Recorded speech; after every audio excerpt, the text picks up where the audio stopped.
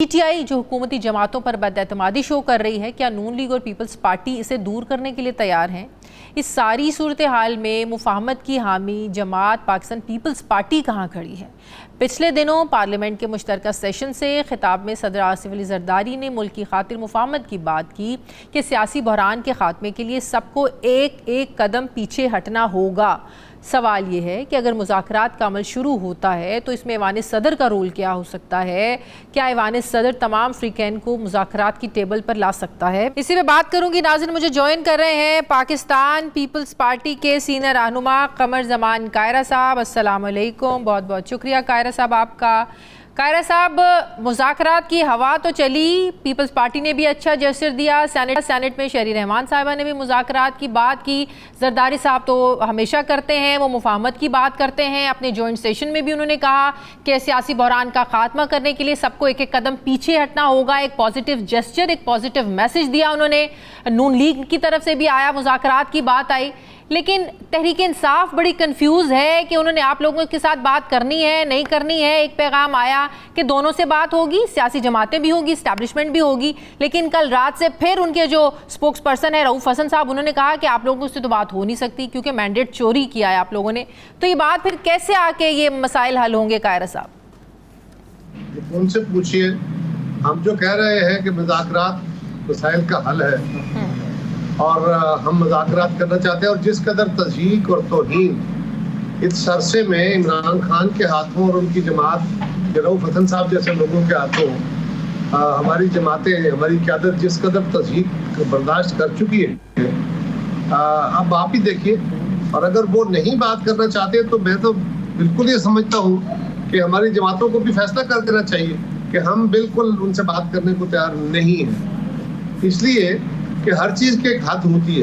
इन अनोखे लाडलों का कितने अरसे तक नखरे बर्दाश्त किए जाएंगे, इनके नाजो नेम बर्दाश्त किए जाएंगे? हर चीज की एक हद है।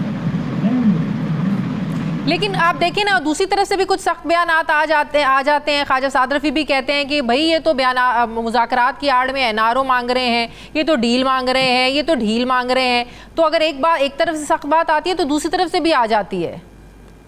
देखिए, ये जो सेकंड ईयर है, ये इनके बयानात की कोई हैसियत उस तरह नहीं होती। ठीक है, साद रफीक साहब अपनी जमात के बड़े सीनियर आदमी हैं, उनका बात अपने रेफरेंस पे उन्होंने की होगी कोई, लेकिन अर्ज ये है कि ये बात इमरान खान की अपनी ज़बान से आनी है।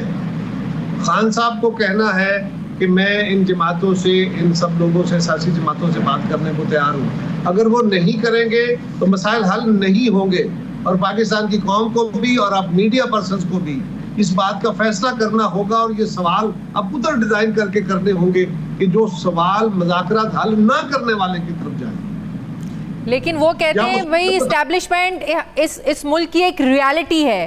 अभी सेनेटर हुमायूं अहमद साहब मेरे साथ हैं, वो कहते थे एक आइन है, जाहिर है मुल्क ने तो आइन के मुताबिक चलना है, लेकिन रियलिटी इस्टेब्लिशमेंट है। देखिए, उनको उनकी सोचें मुबारक, आपको उनकी सोचें मुबारक। सर हमें क्यों मुबारक दे रहे हैं सर? हमें क्यों मुबारक दे रहे हैं? कि आपको उनकी सोच अच्छी लग रही है ना। I'm just telling you। अच्छा नहीं, मुझे इस बात का पता है, और मेरे लिए इस खबर में कोई नई खबरियत नहीं है। मुझे तो पहले दिन से पता है कि वो कहाँ बात करना चाहते हैं, लेकिन आप जो मुसलसल प्रोग्राम कर करके बार बार ये सवाल करते हैं, तो मैं आपको इसलिए मुबारक देता हूँ कि ये रास्ता, ये राह उनको मुबारक हो। जहाँ अगर उनके मुज़ाकरात होते कर लें, हमें क्या एतराज़ करें। लेकिन जिस नहज पर मुल्की सियासी मामलात पहुँच चुके हैं, आप एक सीनियर पॉलिटिशियन हैं, हमेशा इस्टेब्लिशमेंट का एक रोल तो रहा है जिसका बाकायदा बाज़ाब्ता तौर पर एतराफ़ जनरल बाजवा साहब ने भी किया था। तो मौजूदा सिनेरियो में आप समझते हैं कि इस्टेब्लिशमेंट से बात करना ज़रूरी है? मैं आपकी राय जानना चाह रही हूँ एज ए सीनियर पॉलिटिशियन। मैं तो कह रहा हूँ, मेरी राय को छोड़िए, मेरी राय बिल्कुल गैर अहम है। अगर पीटीआई ये समझती है कि उधर मुज़ाकरात करने जरूरी है तो करें जाके, हमें क्या एतराज़ है? आप तो हमें पूछ रहे हैं ना कि आप मुज़ाकरात, हम कह रहे हैं मुज़ाकरात होने चाहिए, उसके जवाब में वो हमें गालियां दे रहे हैं। अब हम कह रहे हैं कि मेरी राय है, मेरी जमात की नहीं है, मेरी हुकूमत की नहीं है, मेरी राय है। अगर मुझसे पूछा जाए तो मैं यही कहूँगा कि ठीक है जी, थैंक यू वेरी मच, हम भी आपसे बात करने को तैयार नहीं हैं। और जब तक इमरान अपने माजी के रवैये के ऊपर माजरत नहीं करते और बैठ के बात करने के तैयार नहीं होते, बिल्कुल उनसे बात नहीं करनी चाहिए। ये तो आपकी राय है। जो जरदारी साहब की राय है, उन्होंने कहा है कि एक एक कदम सबको पीछे हटना होगा। तो अगर मैं आप लोग सुन लेना सर, सवाल सुन ले, आप लोग कहाँ तक लचक दिखा सकते हैं? मेरा सवाल ये है, कितनी लचक दिखाएं, कितनी गालियां खाएं, कितना तजलील बर्दाश्त करें, कितनी? 2018 से तो कर रहे हैं, और क्या करें, कहां जाएं? सबसे बड़ा मसला ये है, आप लोग बार बार जो मुज़ाकरात की तरफ नहीं आता, जिसका रवैया दुरुस्त नहीं होता, आप उसके सवाल हमारे मुंह में डाल देते हैं।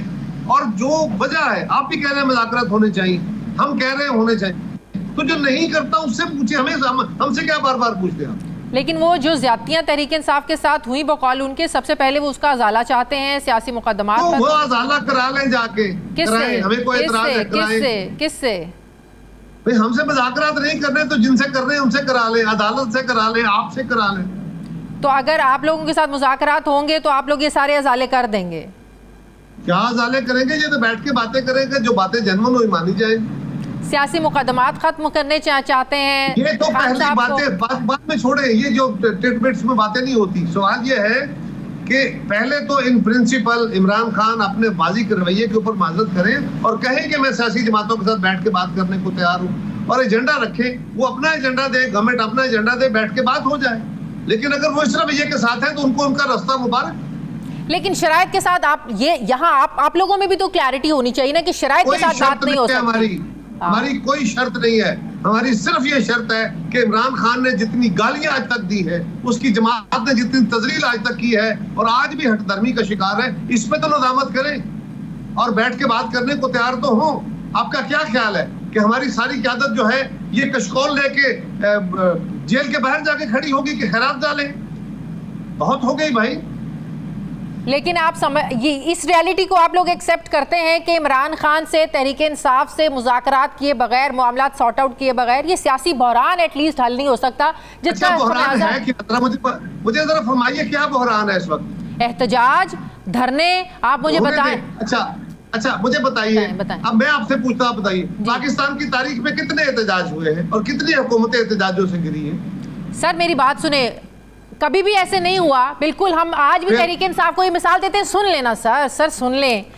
इस इंस्टेबिलिटी में, अदम इस्तेहकाम में क्या कोई इन्वेस्टर बाहर से आता है? सर बाहर का इन्वेस्टर क्यों नहीं आता है यहाँ पे? सर नो, बाहर के इन्वेस्टर आ रहे हैं, हुकूमत कोशिश कर रही है, सऊदी अरेबिया भी आ रहा है, बाकी लोग भी आ रहे हैं। ये जो आपने एक तासर दे दिया है ना कि बड़े हुकूमत है नहीं, बड़ी कमजोर, क्राइसिस आ गया, यस तनाव है, इमरान खान इस तनाव को बढ़ाना चाहते हैं। उनको ये लड़ाई, ये तलखी, ये पाकिस्तान के अंदर हालात की खराबी उनकी सियासत को सूट करती है, उनको इससे बेनिफिट मिलता है।